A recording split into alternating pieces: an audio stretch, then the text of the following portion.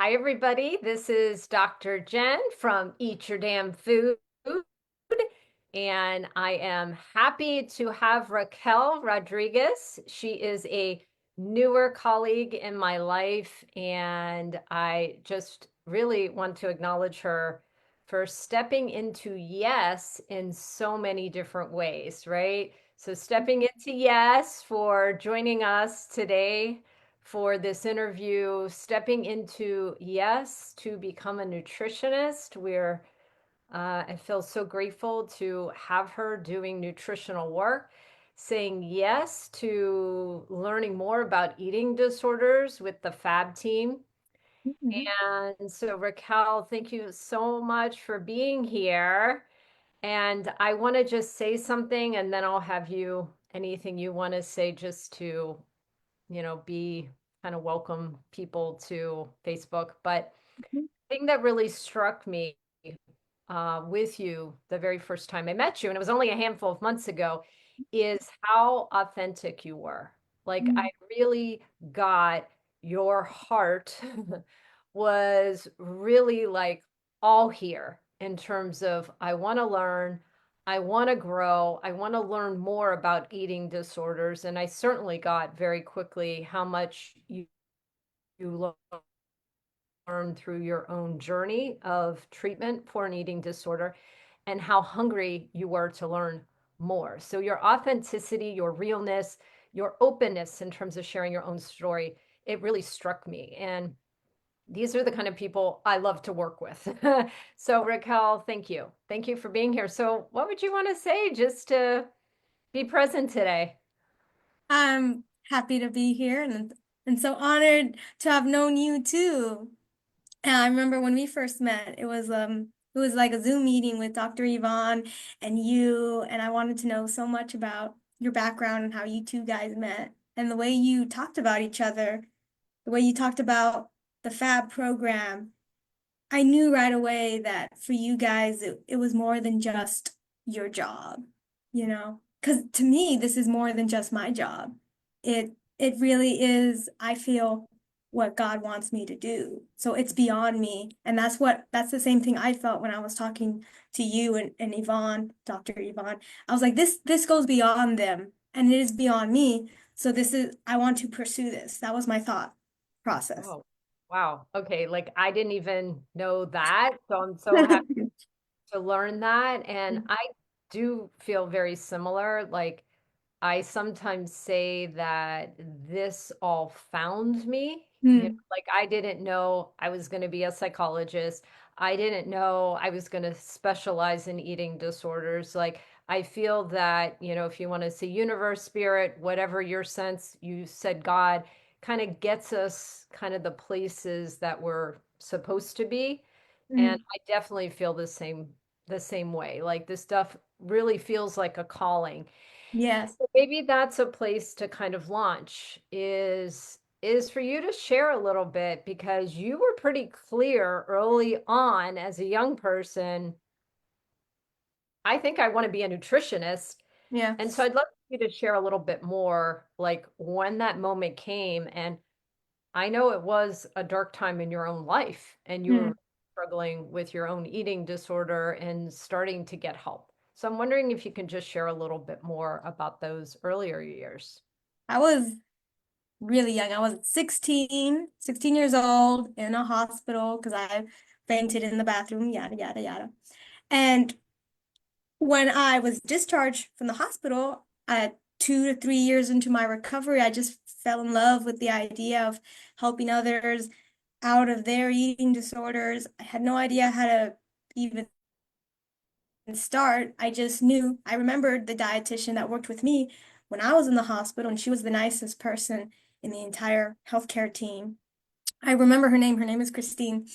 And I was like, I want to do what she does. I have no idea how she got into it or how I will even begin, but I've decided that was that for me. And I pursued it from that. That was the decision point. That was like, me. I decided, I stuck with it without even knowing anything. It was a predetermined yes. Mm, wow. And Raquel, so, some people do go into hospitals, treatment centers Mhm. to get the care that they really need to heal from their eating disorders. Thank God, like there's lots of options for people in today's day and age that maybe several years ago people didn't have. It's Yeah. been part of the reason why I created FAB, because I did work at a wonderful treatment center for many, many years. It was the first eating disorder center in the country for Mm. eating disorders. And I worked in sort of every level of care. And when I stepped out to start, working with people individually, I realized that there was sort of a gap in care. There was kind of these two models. There was like treatment center, hospital based, or like a once a week option, and there wasn't sort of Yeah. very much in between. And so it seemed like kind of this missing step in the staircase of treatment. Mhm. So part of the reason, why I even created FAB, and I wanted to see people get help and get help quicker, Mhm. potentially, versus it having to take years and years and years. And thank God you had that wonderful nutritionist on your team. That was so lovely. Yeah. And I wondered if you could share a little bit of that story you were sharing with me about the milk, because that Oh, was kind of a yeah. pivotal moment in your treatment, right? Like, so I Mhm. thought that was pretty compelling. Yeah, the Christine and I, we had many conversations during the 3 weeks I was there, but the one that I remember the most was when she sat me down and she's like, we're gonna be changing some of the foods while you're here. We're gonna be give instead of 1% milk, we're gonna give you whole milk. And then I started crying. And I didn't want to cry because I felt really embarrassed about it and I felt really silly because, the saying, why cry over spilled milk? That's what I was thinking. I was like, I'm an idiot, I'm stupid. And I said all that, so you must think that this is stupid. And then she's like, she shut me down. She's like, nope. It's like, I'm gonna work with you and we're gonna do this together. And I remember just thinking, okay, fine, I'll try. And she's like, that's all I need. And then we just tried, and that was that. That was really, it really hit me. Like, it was a big deal for me, and she understood that. Mhm. Mhm. That's so beautiful. I can see that story makes you emotional recounting that from Yeah, all yeah. those. It makes me emotional hearing it. And what was going through my mind is that these eating disorder behaviors can be so secretive because there can be so much embarrassment or shame, just like you were saying, to go from, the skim milk to the whole milk, and you felt kind Mhm. of embarrassed, like, oh, I'm making a big deal about this. And she stopped you, right? Like I almost get she held your hand and was like, I understand. You are not alone. We're gonna do this together, step by step by step. And that made a huge difference in your life. I mean, it literally changed the trajectory of your life. Both I'm hearing from the healing that you had with your own eating disorder, but then even now saying, I want to do what Christine does. Yeah, thinking about it in hindsight, I didn't know at the time how pivotal that moment would be for me, but now that's the moment that I remember. Hindsight is truly 2020. When you put all the pieces together, it's truly rewarding when you look back into your life and you see how all the pieces fall together, through so much effort that you had no control over. It was like a force or something was drawing you. I always go back to that. It's very powerful. Very powerful. And so I would also just love maybe to have you share a little bit more, because you knew, hey, I want to become a nutritionist. And you have been a nutritionist, right? You've been working, you're you working in a hospital setting, but that also wasn't enough for you, right? And Yeah. you wanted to start getting more training in eating disorders, and there was something that you said it kind of in the beginning that resonated with us in terms of this team, and feeling like, huh, like I think I can learn what I want to learn These Yeah. individuals seem in alignment with the I want to practice. And I would love for you just to share a little bit what resonated for you with us on the team. Well, for sure, the biggest piece of the puzzle was Dr. Yvonne because she and I had already known each other back at FIU because we had met. I was in grad school and she was getting her doctorates, and we did a presentation together for class. And when I found out what she did for a living, I was like in awe of her. And I knew right away that I had to befriend her as soon as possible. And then, yeah, I became a clinical dietitian. That was not the original plan, but I knew I needed to start somewhere. And then I was still am a clinical dietitian. 3 years had gone by, and I was like sick of it. I was like, I need to go back to the original plan. And the Dr. Yvonne came to mind, and I was like, I need to reach out to her because she would know. If anyone would know, it would be her. And I reached out to her, and then we had a Zoom meeting together. And she's like, I was just thinking about you because I'm in this wonderful program called the FAB program, and we were just thinking about getting an intern, and you should meet Dr. Jen. And I was like, what? It's like it was all so serendipitous. I almost couldn't believe what was happening, and I never thought that it would lead to this. And so we had a meeting with you, and I remember Hannah was there too. That was another meeting, and I met with Hannah, and then Hannah recognized me that we knew each other back in the day, and that was another confirmation also for me. It's like, oh wow, they recognize me. I don't recognize them, but you were all so friendly. All of you guys were just so friendly and so professional and so knowledgeable and passionate. The passion that I felt was Mm. like emanating from the screen. That's what I wanted. Oh. So for anybody listening, right, you might be like, why are we telling this story about the career path? But I think it mirrors so much of recovery, right? Mm. Like you're talking about this path, like you had an inkling of like go this way, like Christine followed this woman. She really has guidance and wisdom, and she is going to have me not feel so alone with my eating disorder. And you kind of kept following. That's what I hear. And even when there was that 3 year span of like, okay, I got to start somewhere, you didn't let go of what you felt in your heart. Yeah. Sometimes our paths, whether it's treatment from an eating disorder, career, life. It's like you held on to that gut feeling. Mhm. And I think that's so important, right? To hold on to when our guts, our hearts are telling us, go this way. Mhm. Even though, Raquel, like you had a job, you were working, like you didn't need to do more, but in your Yeah. heart, you wanted more. I definitely did. Yeah.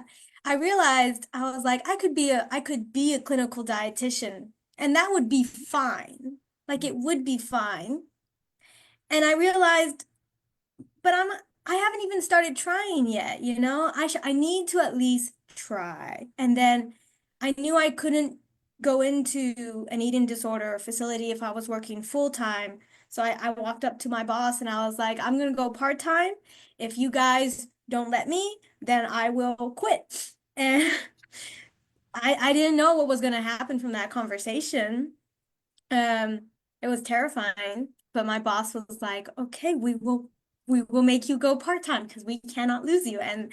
And thank goodness, praise God. And so I went into part-time and then I started looking. I was part-time for a whole year trying to reach out. I went to Montenegro, I went to Galen Hope, I went to the Oliver Pyatt Center.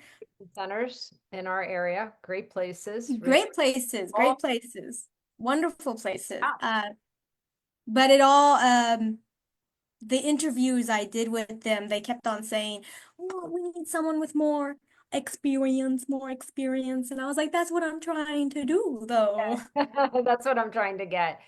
Yeah. You're reminding me, Raquel, of our mission statement, which is Mm. ultimately for all of us, eating disorder treatment or not, but all of us is living our joyful, fulfilling lives. And you said like being a clinical nutritionist was fine. It was fine. It was fine. And there was something else though that you were longing for. Yes. And I think what we saw in you and what you saw in us is this passion.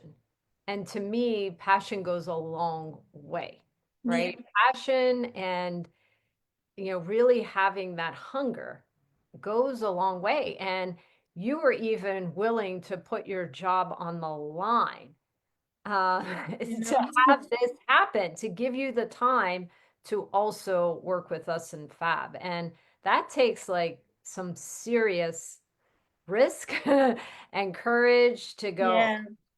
I'm putting it on the line, right? Like this quote a friend of mine said when I was making a big leap in my own life and I had my Bambi legs and she kept saying jump and the net will appear. Jump and the net will appear. And what I hear for you is when you took that risk, like the universe, everything started lining up. Yes. Yeah. I'm a woman of faith, so my relationship with God is very important to me, and I really felt that the Lord was pushing me, you know. God was telling me, you must do this, or else you'll regret it for the rest of your life. And I was very scared. I was like, God, what if they don't want me to work part-time? What if they agree and say we can find someone else? And then he'll say, and then he told me, a job is replaceable, but this calling is not. Wow. And I Wow. was like, okay, fine. Okay, fine. And that was that. It's very moving. And I Hmm. will say in FAB, we do work mind, body, and I'll say spirit. And spirit can mean different things to different people. Like Yes, yes, yes, you yes. have your certain path. But I do believe there's, connecting with that something bigger, greater, whatever that means for the individual. Exactly. We work on that deeper, sort of bigger meaning. And you're speaking into that I feel Mm, right now, Raquel, with your own story about how you got to us and you just kept listening and listening. And it can be really scary. And, I think that's what I would say for my own experience in this field is like having really great guides. mm, I had some amazing, like my supervisor at the Eating Disorder Treatment Center. I can sing her praises all day long, Dr. Gail Brooks, but she saw something in me, right? mm. It was like, I didn't have a lot of experience, but she was like, that woman's coachable. She's teachable. Like, I want to take a risk on her and, with me. And sometimes I'm like, why did she give me this position? Right? Like, I don't know enough to have this position. And sometimes when I would be shaky, I would just remember, okay, Gail believes I can do this and her belief in me. So I Mm, think there is something about and I say this to everybody possibly listening, it's like go towards those people, those places, those therapists, those doctors mhm, that you mhm. really feel see you. Yes, They probably see you bigger than you see you, it's true. I right? remember my supervisor, I remember Roberto Morales. I told him, I want to go into eating disorders. I don't want to be a clinical dietitian for the rest of my life. And he was the lead dietitian in the hospital. He went out of his way to do research for me. I had no idea what he was doing. And he's like, oh, I found this organization, IADEP. They have opportunities. I sent you all the information. Go check your email. And I was like, huh? And when people believe in you, it impacts you. And so thanks to him, and then my other supervisor, Juliana, she's like, oh, if I worked with eating disorders, I can show you some tips and tricks. And then I was like, huh? And so another confirmation after confirmation, like people in my life were just showing up, nudging me, and I was like, I should take this seriously, and thank goodness I did. Thank Yeah. goodness you did. So Raquel, thank you for being here. I definitely want to have you back. I feel like we could talk another hour together. I don't think we've run out of things to say, and I'm just really happy you're in the fab space and Mhm. what we can offer you, but also what you will continue to contribute to the space because that is how we work in fab, that it is this exchange that Mm. happens. And I'm also a big believer in like the growth never stops. You were even saying Yes, that. yes, Like yes. it never stops. Like we're continuing to develop and evolve and transform. And that's why Mhm. I always have my therapists. I always have coaches because I'm always looking at what is my next level. And that if I'm going to be a guide for people, I want to keep Mhm. making sure I look at my stuff as well. So anyhow, Raquel, thank you so much. Any parting words that you want to say to anybody else listening today? Well, everything you just said right now, it motivates me to do the same thing, how we are students of life, and we should be constantly learning from this life because, when we're walking out the door, someone else is going to be walking into the room, and they don't know what's happening in the room, and we should take the responsibility and impart wisdom to them because it's the right thing to do. Yes. So, Okay. All right, everybody. bye.